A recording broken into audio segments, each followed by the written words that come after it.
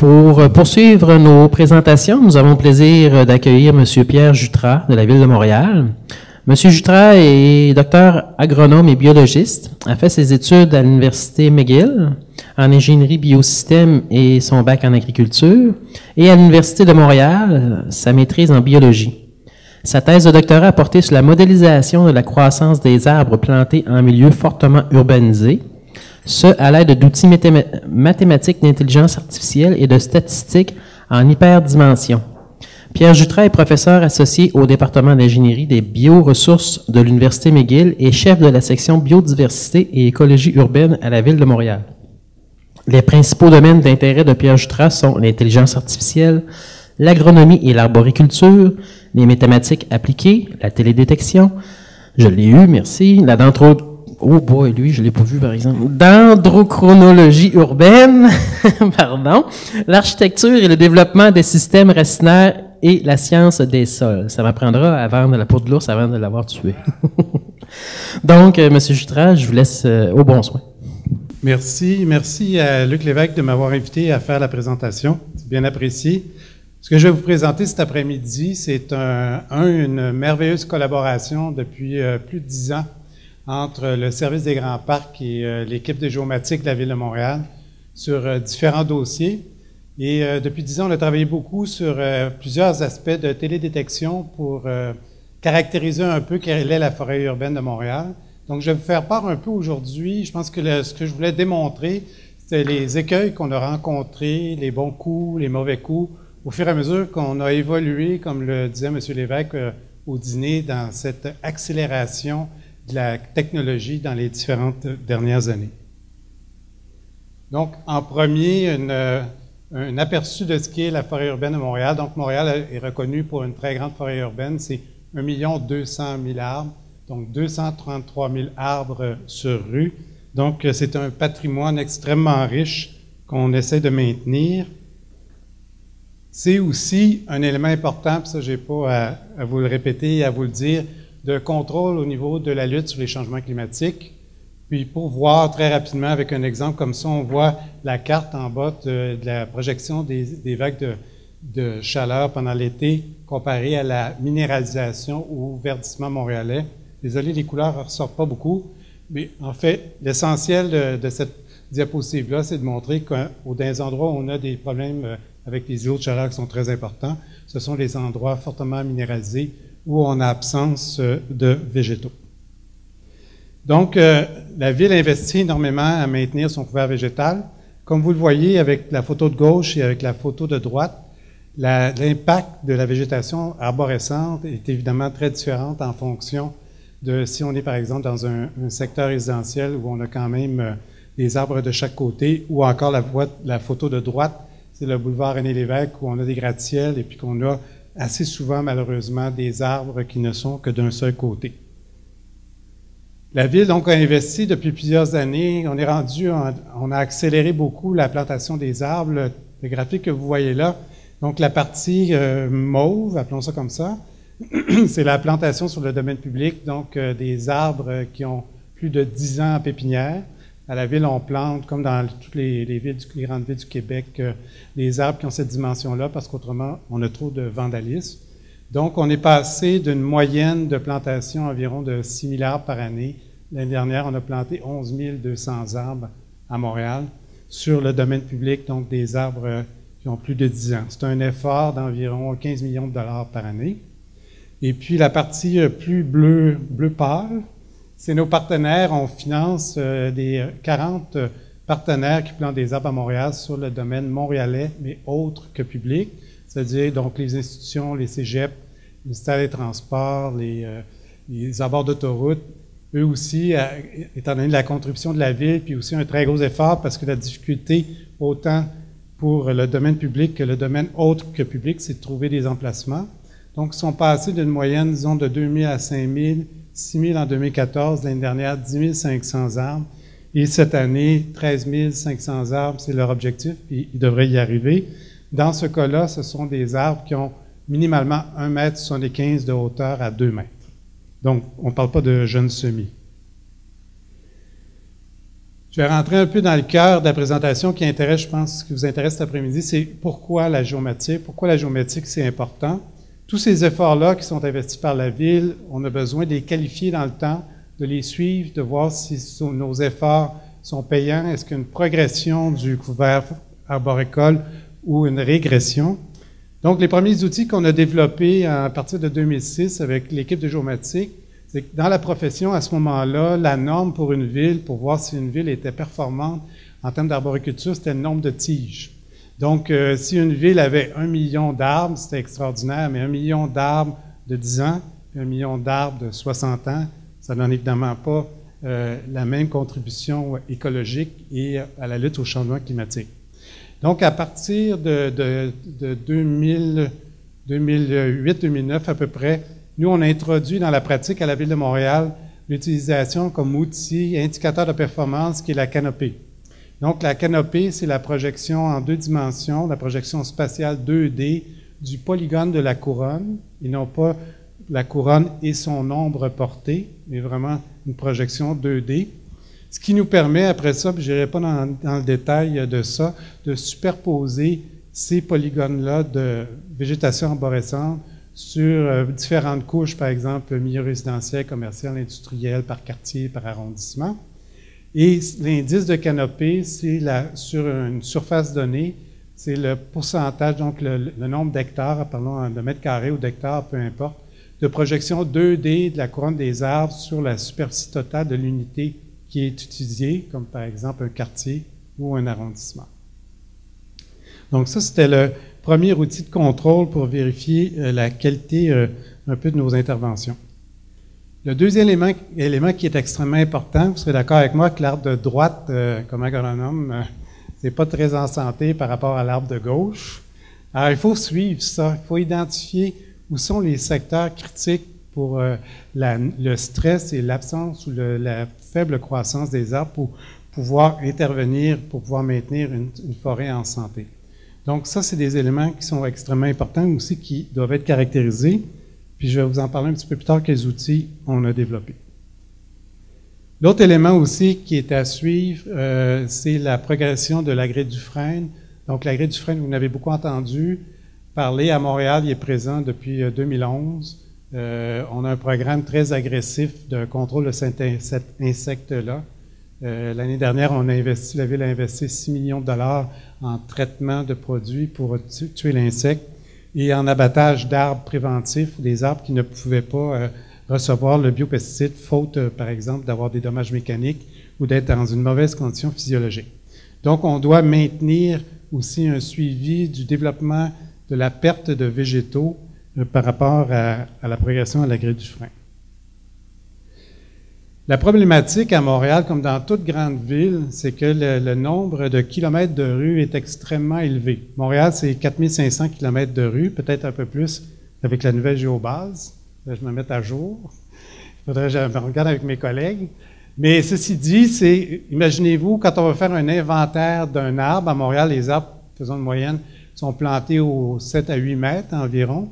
Donc, 4500 kilomètres, c'est partir de Montréal à pied, mesurer un arbre à tous les 8 mètres jusqu'à Vancouver, tremper les orteils dans le Pacifique, se retourner de bord, puis mesurer de l'autre côté de la rue, puis revenir à Montréal à pied.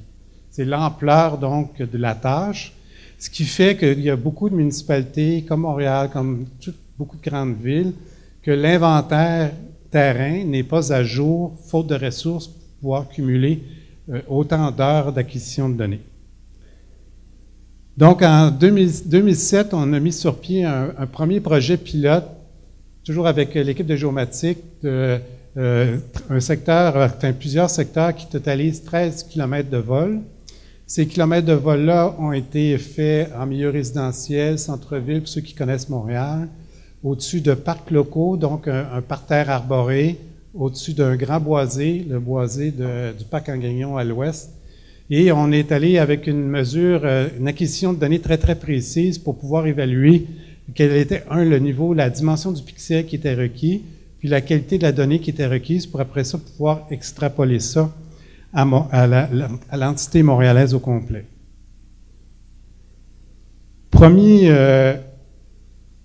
intérêt qu'on avait, c'était de travailler avec de l'imagerie hyperspectrale. En 2007, la seule caméra qui était disponible, c'était à Calgary. Puis malheureusement, on était trop pauvres pour la faire venir. On n'avait pas suffisamment d'argent. Puis 13 km de vol aussi, faire venir un avion de Calgary, c'était quelque chose qui n'était pas possible finalement.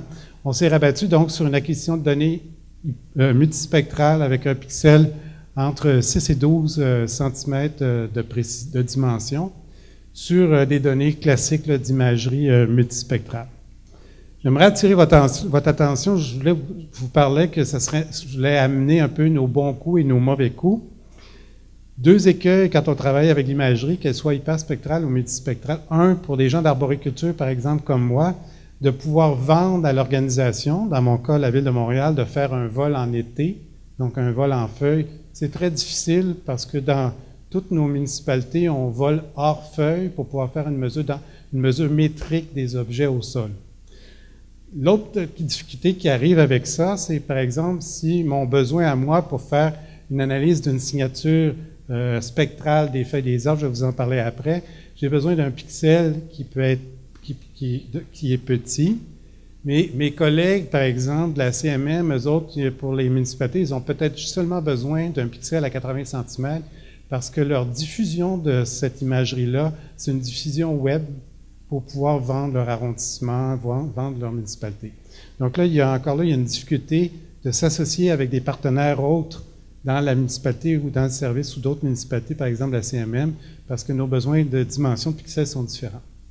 L'autre élément aussi, c'est que donc cette imagerie-là était prévue et a été utilisée pour faire le traitement de la canopée, comme je vous en ai parlé. Puis à ce moment-là, moi j'avais un autre intérêt, c'était de trouver aussi, de faire un inventaire aéroporté des arbres urbains, donc des espèces d'arbres urbains. La difficulté quand on veut faire ça comparativement, par exemple, à de la donnée forestière où on a un peuplement sur par exemple, un dépôt géomorphologique qui est identique, un même bassin drainant et tout ça. On a une uniformité dans l'imagerie. En milieu urbain, on peut avoir un arbre, peu importe l'espèce, qui peut être très, très vert dans une condition, puis quand il est stressé, il est chlorosé, donc il est plus jaune.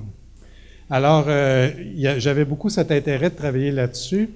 Et puis, ça, c'est l'intérêt aussi de travailler sur un projet pilote, parce qu'il y a des éléments qui nous échappent, puis qu'on apprend au fur et à mesure. Comme dans ce cas-là, on venait de passer, vous vous rappelez, 2007, les caméras aéroportées étaient argentiques, c'était les premières caméras numériques. Quand on a demandé au fournisseur de nous donner le fichier RAW ou le Level 2, bien, il n'avait pas gardé de trace de sa modification entre sa donnée brute et le lissage des orthophotos. Donc, puis parce qu'on n'y avait pas demandé. Alors, c'est un peu ce que je voulais amener aussi, c'est que quand on travaille à développer des outils comme ça, nous, on maintient que c'est important d'avoir des projets pilotes. Parce que moi, j'aurais été vraiment, vraiment gêné d'avoir demandé plusieurs centaines de milliers de dollars pour couvrir Montréal au complet, pour dire à mon patron, à ma patronne, désolé, je ne peux pas m'en servir. Donc, un truc à se rappeler. On a aussi fait de l'imagerie LIDAR, toujours en 2007. La technologie à ce moment-là et l'argent qu'on avait aussi. Donc, on a fait une imagerie à 3 points au mètre carré, ce qui donne quand même une image extrêmement intéressante. Je vais vous montrer, par exemple, quelque chose d'un petit peu mieux après. Ça nous a servi pour aider à la définition de la canopée. Donc, on voit très bien, là, j'ai malheureusement pas de pointeur, je vais essayer, je suis gaucher, de de sortir de mon PowerPoint. Non, on ne voit pas la souris. Donc, je le savais. C'est un classique, ça. Bon. S'en vient, cherche la souris. Ah, je lis. Voilà. Bon, merci.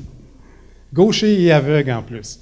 Alors, non, mais c'est correct, c'est correct. Donc, vous êtes capable de bien voir, on voit très, très, très bien les alignements des arbres de rue. Puis, on voit très, très bien aussi les polygones des arbres en arrière-cour. Donc, c'est une donnée qui est très, très intéressante. Encore là, une leçon apprise au fil du temps. On voit aussi la difficulté pour comparer. C'est un outil qui se veut donc extrêmement important de suivi dans le temps. Et la problématique, on le voit, c'est l'évolution, comme je disais au tout début, des technologies. Donc, on sait que maintenant, par exemple, un vol LIDAR ou un vol multispectrale de cette année comparée à 2007, la donnée est très différente. Elle peut être beaucoup plus précise. Dans le cas de la première évaluation de la canopée pour la Ville de Montréal, qui s'est faite en 2011, elle a été faite en photogrammétrie. Et quand on travaille avec la canopée, on ne cherche pas les arbres individuels, on cherche des polygones. Il n'y a pas d'intérêt à identifier les arbres individuels.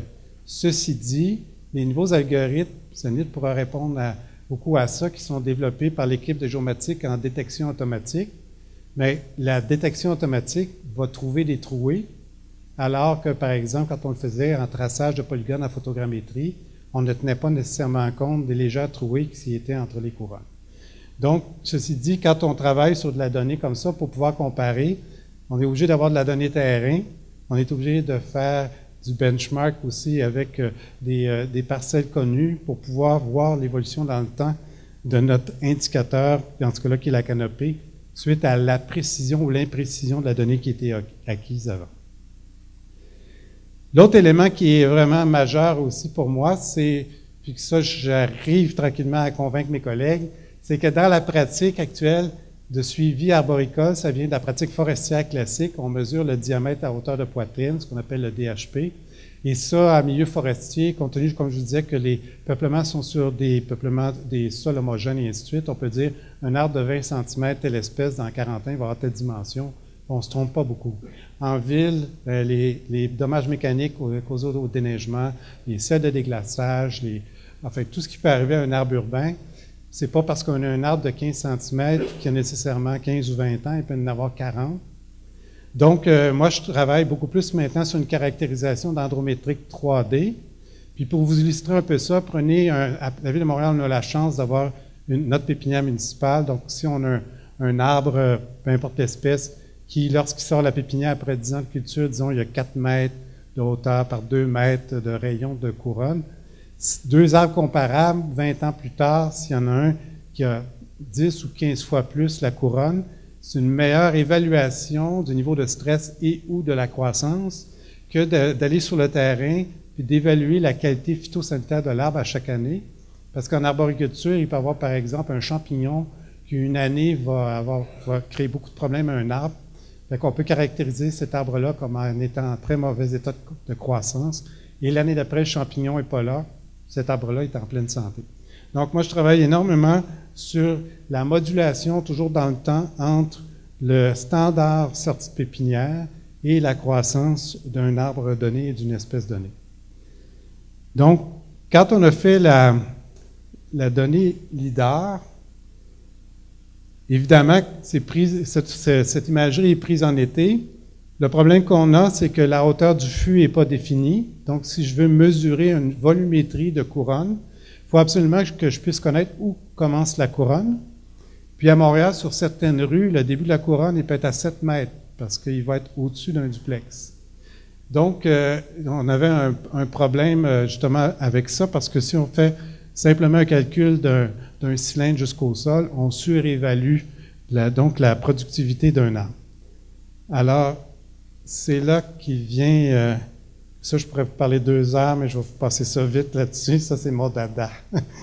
Donc, modèles d'intelligence artificielle, sans aller dans le détail, c'est des modèles qui ont, comme en robotique, donc qui ont un apprentissage, sont en auto-apprentissage. Juste pour vous dire, puis je vais m'arrêter ça là, parce que je ne veux pas dépasser mon temps, puis j'ai presque 4 diapos. Ces modèles-là, ce qui est intéressant, c'est qu'ils travaillent avec une approche de logique floue, ce qui permet, par exemple, d'utiliser très peu de paramètres, comme dans le cas des algorithmes que j'ai développés. J'utilise la donnée LIDAR, donc la hauteur totale de l'arbre, par la dimension de la couronne, donc 2 rayons, plus quelques paramètres qui sont extraits de la géobase et qui permettent de caractériser si l'arbre, par apprentissage, est dans un milieu commercial, un milieu résidentiel. Puis ça me permet de prédire à une valeur de 95% la donnée à partir de 2 données aéroportées, ce qu'on fait normalement sur le terrain.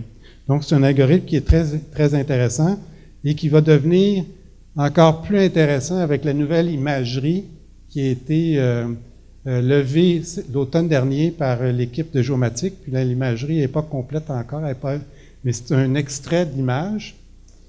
Moi, j'ai été un petit peu déçu quand je parlais avec Luc, avec Richard Mongeau, tout ça, parce que Je voulais du lidar en été. Puis là, ben, cette imagerie-là, elle a été faite au mois de novembre, donc hors feuille. Toujours sur le même principe de faire une mesure métrique sur des objets. Puis dans les faits, maintenant, je suis très, très content parce que, justement, en parlant avec Richard, bonjour, ben, le lidar a pénétré plus profondément. Il a été réverbéré par les charpentières. On voit même les troncs, donc le début des couronnes. Donc, je pense maintenant, et je suis même convaincu, qu'une donnée lidar du mois de novembre est plus intéressante qu'une donnée lidar du mois de juillet. Donc, l'avenir est là. Pour finir rapidement, la donnée aéroportée est très intéressante, mais évidemment, on continue quand même à faire beaucoup de terrain. On a développé depuis 1 an, on travaille sur les iPads. Toute l'équipe, dans mon équipe, on travaille sur des iPads actuellement avec ArcGIS Collector.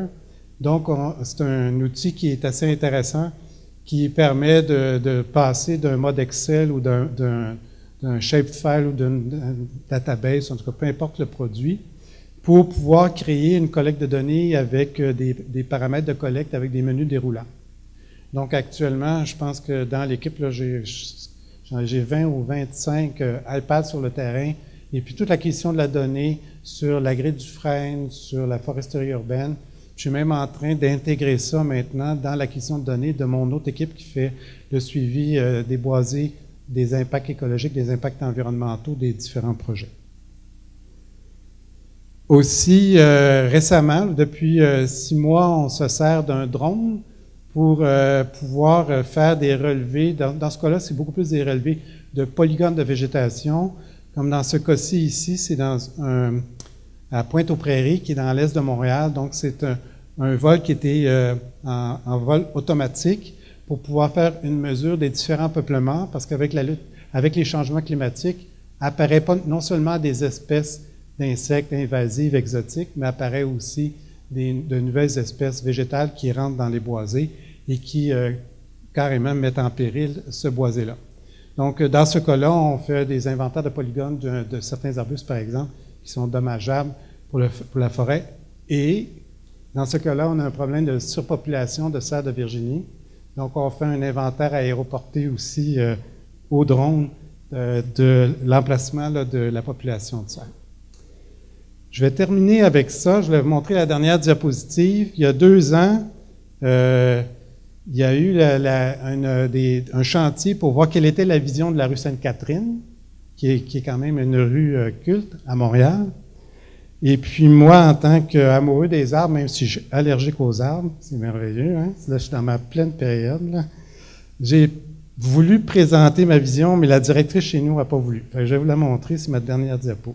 Ça, c'est ma vision de Montréal, de demain. Merci.